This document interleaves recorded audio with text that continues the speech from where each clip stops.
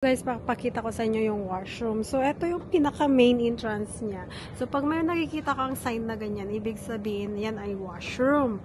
So, on that side, makikita mo, ito yung pagpasok mo pa lang. So, on that side, merong washroom dito for babies or like mga may disabilities people or persons. So, pwede nilang gamitin yan. And then, meron ito yung men's washroom, papunta dyan. And ito naman yung ladies washroom.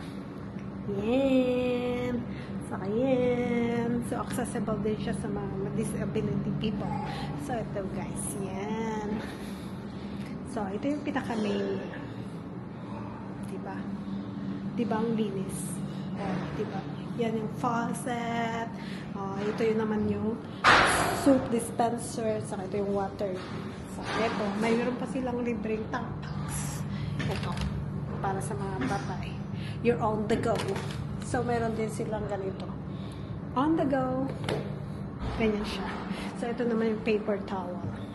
Just use that and then yan. So, ito naman mirror. And then, ito naman yung mga toilets niya. Yan. Toilets here. Toilets there. Yung mga cubicles. O, diba? Ganyan siya kalinis. So, kompleto sila lahat. So, na yan, guys. There you go.